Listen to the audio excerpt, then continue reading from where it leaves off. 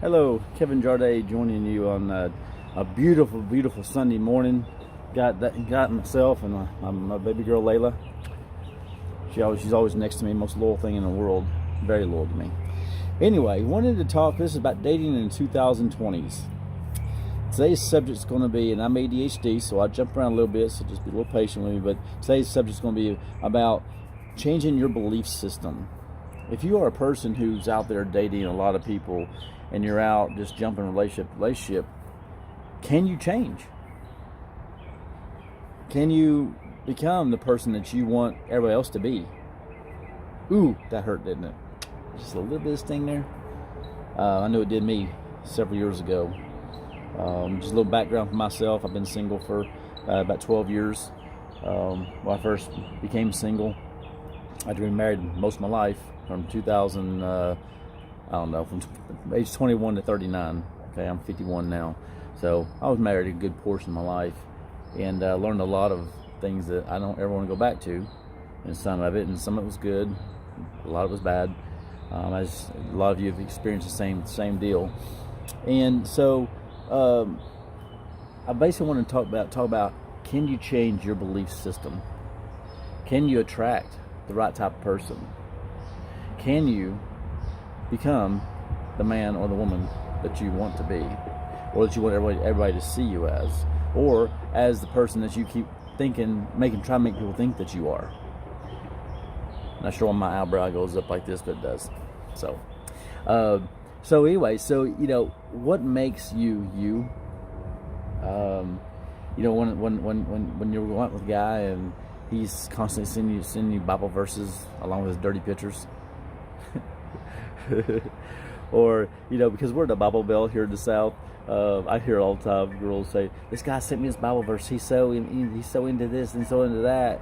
And then I hear, because I have a lot of friends, and a lot of associates and quite a few friends. I have a lot of friends actually. I'm very blessed, but a lot of times these dudes on these dating apps are actually trying to pick up these girls that I've either dated or who now become friends of mine, and they're talking to these three or four girls at the same time, saying the same message verses or Bible verses, the same dirty pictures, saying that, all these different things. I'm like, holy crap!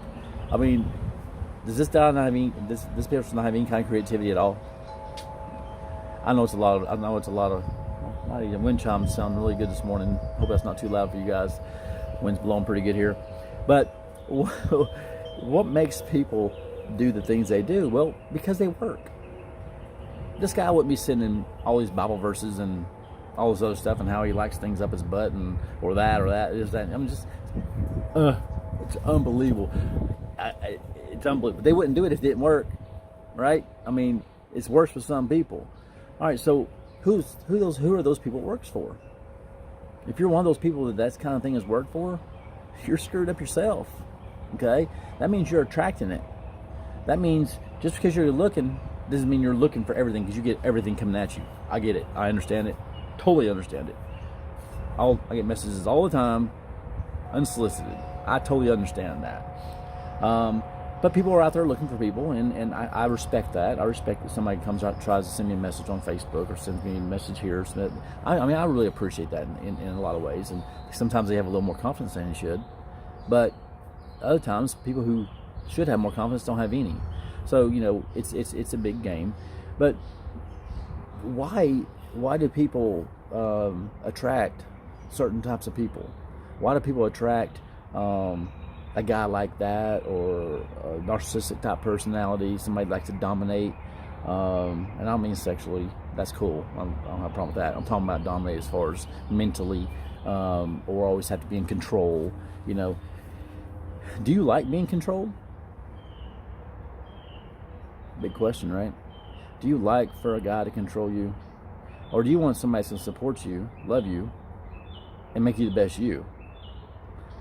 What is the best you? Are you healthy enough to make that decision? Are you healthy enough to even know who you are? Not what you want. We all want the same thing. We all want to be loved. We all want to be appreciated. We all want to be accepted. We all want that. That's a given. All right. So, but with that common goal that everybody has, why is it so hard to find that one person? Because we all have baggage. We all have things I was abused. I was abused, mentally and physically abused growing up. My brothers too, and we've all reacted differently to it. All right. I was very fortunate. God put people in my life to help me heal and get past those things at the very key points where I needed it. Did it still screw me up? Hell yeah, it did. Okay. My dad and I have a good relationship now, and I love him to death. I wish nothing ever bad happened to him at all. He was just doing what his daddy did, and he didn't have the real careful there. That's not an excuse, okay? I'm not saying it's an excuse, okay? Because if that was the case, I could have done it to my kids, and I did not. All right, my kids and I are like this. We have a great relationship. I'm going to take the boat out with my son here a little bit later, and we're going to hang out for the day. It's really cool. He just bought me a jet ski. I'm so proud of him. He's doing very well. Sorry, it's the ADHD. Get back to this. So anyway, what makes a person a good person for you, a good person fit? Now, when I first got divorced, I was a pretty wild child. Okay, I didn't realize I was good looking. I didn't realize I had no confidence in myself hardly at all. Once I realized that I was, people were attracted to me and stuff on a pretty big scale, I started just going out with everything and anybody. And listen, I got a reputation for that quickly. I've dated some people over the last 4 or 5 years, but nothing like I did before. And I still get people say, oh, they'll put something on Facebook or some kind of smart ass comment. Oh, well, you're just going to go through another one. That'll change next week. And it's not even the case. People get programmed to things. That's why my daddy always said it takes 10 rights to make up a wrong. It takes one wrong to screw up 25 or 30. It's just good things. That's just people's human nature. Is they like to see the worst, or they remember the worst about you. They don't remember the best about you. Okay, so just keep that in mind. But I've known a lot of.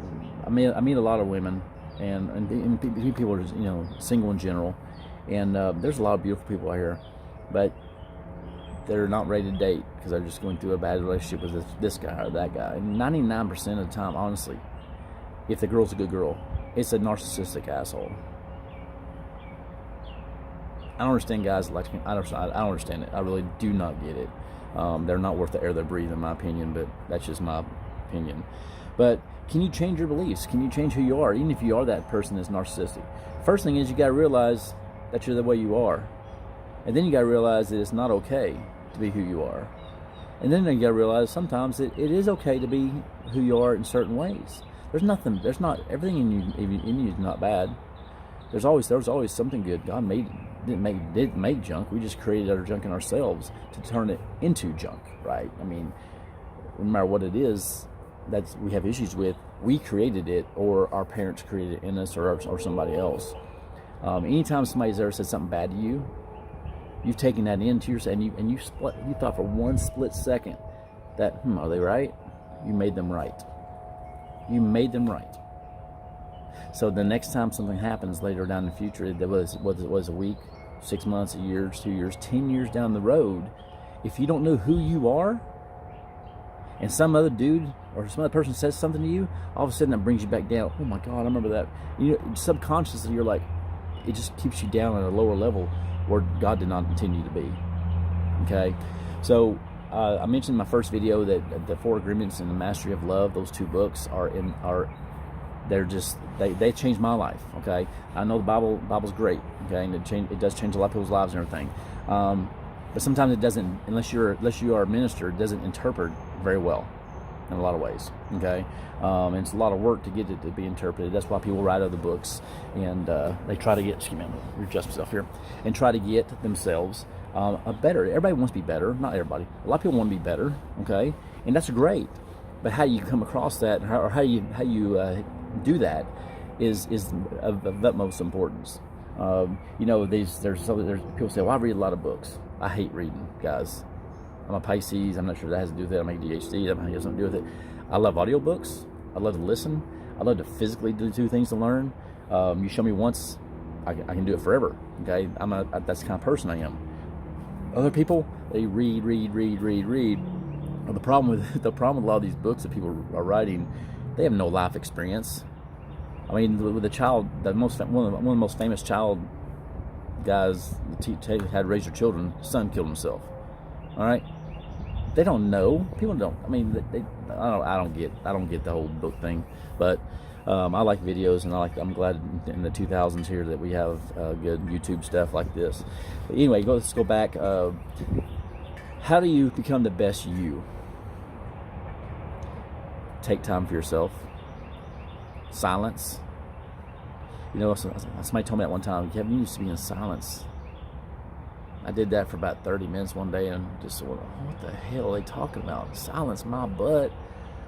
My mind's, I mean, literally, it's like if I try to think of something, I'm like, I got 5,000 things going through my mind in silence. If I have distractions, then I can think much clearer. How much sense does that make? Well, to me, it made a lot of sense, and you know that's what my life is, because I'm constantly with my business. I'm constantly dealing with issues all the time and people's problems. But silence is extremely important, and once you learn how to sit on your back patio, enjoy your puppy, enjoy your kids, enjoy what you have, and look around and say, you know what, I'm very well blessed. Even if you don't have much, you're alive. You're United States. These people who sit there and say, well, always putting down the United States. I've been to Africa, I've been to Brazil, third world countries. Our poor is well blessed. And so until you get yourself down to that humble situation, that humbleness of I am blessed and I am who I am and I love who I am, you will never, ever have a good relationship. And that really sucks. It sucks to hear that, because it makes you deal with yourself. And people listen to this video, there'll be a lot of you that will say, this guy don't know what the hell he's talking about, and you'll continue to be miserable the rest of your life. And you know what?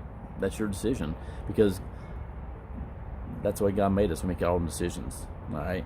So anyway, so I encourage you guys to find some good books. Ask friends who are healthy. Oh, that's another thing. Somebody told me one time, he said, you don't ask your family, when you start a new business, a lot of people start new businesses, they start a new venture, and the most criticism they get is from their families, which is extremely sad. It's really pathetic. And the families that do that, people do to their children, shame on you. All right? You should be encouraging anyone that wants to better themselves and help them better themselves. But you don't ever ask your daddy or your mama, your broke cousin, your broke Lulu, you don't ask them advice on success that they don't have success in. So why would you ask somebody about relationship advice that's never been successful in it, that has no clue? So you always find somebody. Find your grandparents if they're truly happily married, or find somebody that is happily married, or find somebody that is happily single.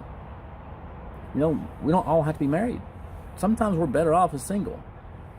I got a bumblebee boring through my wood here in a minute, so I'm gonna go kill it here in a second. Anyway, I see sawdust flying. So anyway, find somebody successful in anything you do, anywhere you want to go. There's a path to success there. But until you find that path, if you're spinning your wheels, wasting your time, and guys, I'm sure you can't stand wasting time. All right, there's a lot of people out there. You're a beautiful bird there. A lot of people that don't take the time to listen to birds sing, to wind chimes, to just everything that God created out here, and for us to enjoy. We don't take the time for that. And if we don't take time for that, if you don't see the beauty in what's around you, how can you see the beauty in yourself? Truly, how do you see the beauty in yourself? Well, you find the beauty in yourself by spending time with yourself. And if you don't like what you see, the great thing is you can change it. Is it easy? Hell no. Is it going to happen tomorrow? Hell no. It's been 4 years. I'm the best me right now. The best me right now. But the problem is when you become that person, you attract a whole lot less. The amount of people you attract, it goes way down. I'm talking to just a very, very few. And you can weed through people so fast just by talking to them. Okay? It's sad. It's sad to see how many people are lost, and sad to see how many people who just have no clue about life. But until you get down to that broken spot, you can't be fixed. So guys, if you like this video, please like and share it. It's called Dating in 2020's, and hopefully I'll bring some more series, some more stuff through here that'll help you. If you have any kind of questions that you'd like me to try to answer, I'll say I'm not a professional, okay guys? I've just been doing this for 12 years, been single for 12 years. I've dated way more than most men should even get allowed to date, and I made tons of mistakes, and I'm just a healthy me. So if you want to be a healthy you, just ask me some questions and I'll try my best to answer them. If you think I'm full of crap, you can say that too. No big deal, and you don't hurt my feelings because I like who I am. So I'm not here for you, I'm here for the people that want to be helped. So good luck to you guys, and like and share. Thanks.